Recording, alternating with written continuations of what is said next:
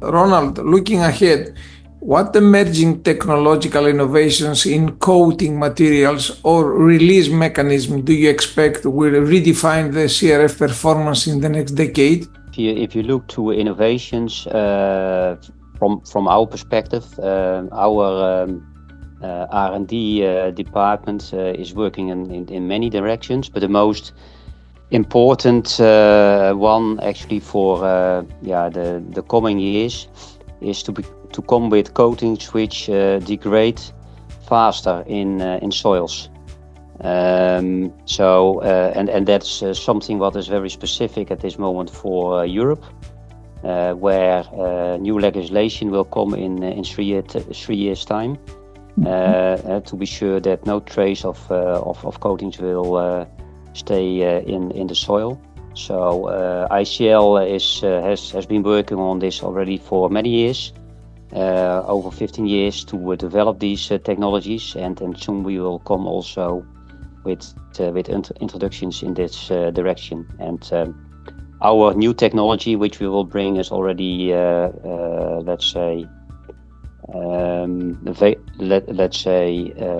checked by the European Commission.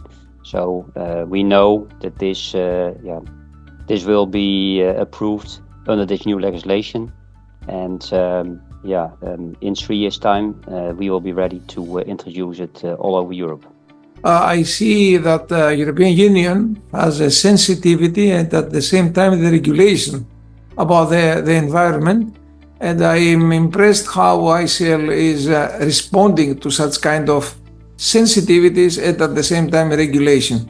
Yeah, it's nice to hear that you have already working to that direction.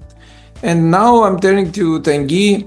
Tanguy, you are an agronomist, and I'd like to ask you one critical question about the precision agriculture. So, with innovation accelerating, how do you believe that the CRF technologies integrate with precision agriculture tools? And what future synergies do you anticipate? Good question. First, as ICL, our, let's say, first answer to precision agriculture tools was to produce and develop the controlled release fertilizer technology, because as soon as we have precision tools that farmer can use, it's very hard to imagine that the fertilizer producer continue to produce conventional fertilizer without any development in more precise, literally, fertilizer and much more efficient. So this is the first thing.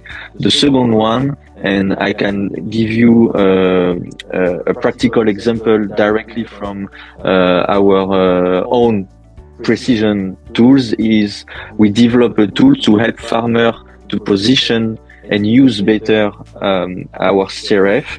This tool is called the CRF Timer, and this tool allows each farmer, depending on their exact location, to know based on local climate condition, to know in advance, how their nutrient will be available during the time for their plants, and to follow, let's say, the availability of each coated nutrients.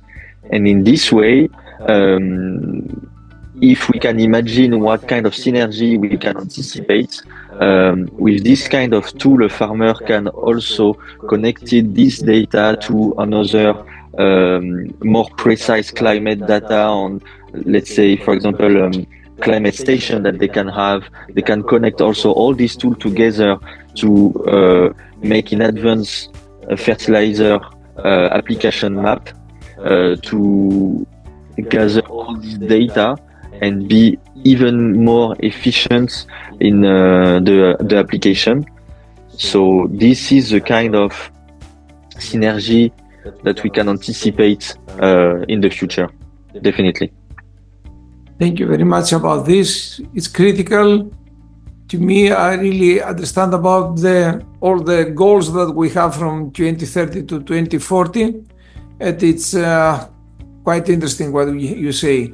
So final question goes to Spyros. Spyro, Finally, how do you see agriculture practices evolving in Southeastern Europe, and what role will CRF play in enhancing sustainability and competitiveness in the region, not just only sustainability? In recent years, we all lived a lot of developments in geopolitics, European regulations becoming strict and strict, climate change, but also we must not forget the shifting of the consumer trends. So we also have, as agriculture, to adapt. It doesn't make sense in a changing environment, doing things the same way. In our region, in Southeast Europe, in the South Balkans, but also in Greece, I think we have some strong advantages, like it's the position of our countries.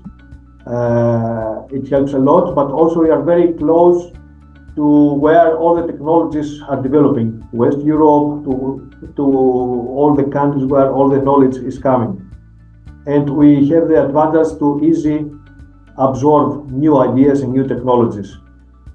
But the adoption or the change, I think it's a responsibility of all of us. It's a responsibility of I would call it the agricultural ecosystem, or it's a responsibility of the governments, the universities, the institutes, but also from the private sector, the companies, the global companies, but also the national, the local companies, the local distributors. In Greece, the agro shops, they also have to support all this. And at the end, of course, the farmers have to embrace the new challenges and the opportunities that this can give. I think that controlled release fertilizer technology meet and can address these main challenges of the future. With this technology, we can give solutions to the challenges of the climate change, the new needs of the European regulation, and the needs for sustainability. So it's up to us, all the ecosystem, to adapt any new technologies. And at the end, this is the big opportunity for me. I personally feel more, let's say, wise now about the CRFs. So gentlemen, Ronald, Tanguy and Spyros, thank you very much for this insightful discussion. It's clear that controlled release fertilizers are not only a technology of today, but also a key pillar of the agriculture of tomorrow, enabling more sustainable, as you said, efficient and resilient practices, because we're expecting resilience from your side as well across the globe. So for our audience, thank you very much for tuning in. Stay connected with ICL Growing Solutions for more conversations that shape the future of agriculture.